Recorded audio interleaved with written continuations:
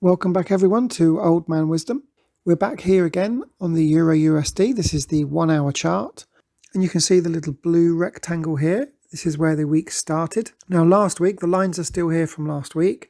I said that I wanted price to push up into this 50 to 61.8 Fibonacci retracement, or up to the blue line, or even slightly above, not the blue line, sorry, the red line. Now, as it happened, price did exactly that. It pushed all the way back up into this zone. Now, right here, if I just zoom up a little bit, right here, you'll see that price did stall. And if you'd have entered anywhere around here and put your stop loss up here, you'd have been okay.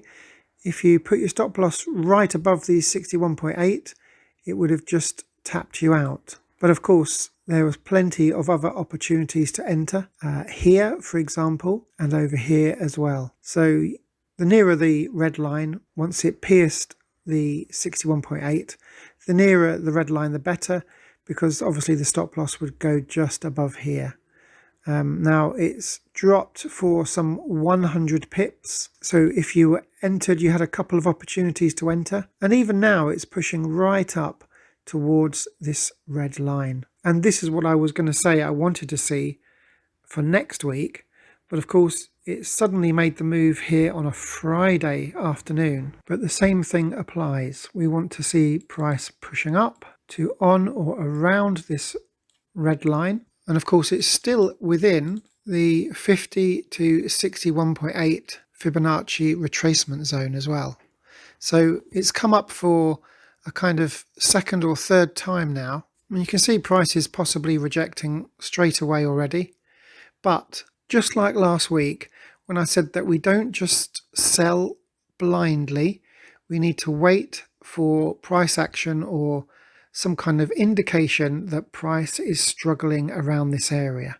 Now, it could be that price today on a Friday, or when the markets open next week, just drop away very suddenly and we don't get an opportunity to enter. But ideally, we want to see what we saw over here. Look, price moving sideways, not really going anywhere, struggling to go any higher, or here where it touched for several hours, dropped away and came back again, almost like a double top. These are the kind of things that we want to see, but over here for next week. So at the moment, it's the 21st of October 2022. In the UK, the markets open on a Sunday evening, so that'll be on the 23rd of October. But of course, when the markets first open after a weekend, the spread is usually quite high, so just be aware of that. We don't just, again, want to just enter the moment the market opens.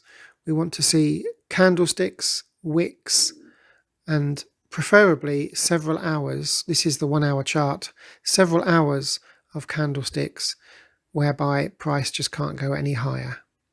We want to set a reasonable stop loss.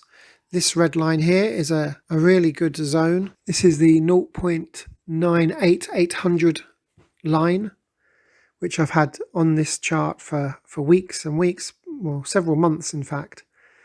It's taken from the monthly chart, which is why it's such a strong level. So if price hangs around this area for next week, we're going to set our stop loss just above, and we're going to look to sell again for next week. So we still have a bearish bias on the Euro USD. So a very quick video update. Hopefully some of you followers of this channel caught some of this drop this week. As I say, there's over 100 pips of opportunity we had last week. So hopefully some of you took that. If you didn't, then watch out for this area for next week, and hopefully we'll get another opportunity again. Remember, manage your stop loss or your trading account, protect it at all costs, and don't enter the market blindly. Wait for candlestick action to give you a signal. So hopefully that helps. In the meantime, have a fantastic weekend, and I'll be speaking to you very soon. Bye for now.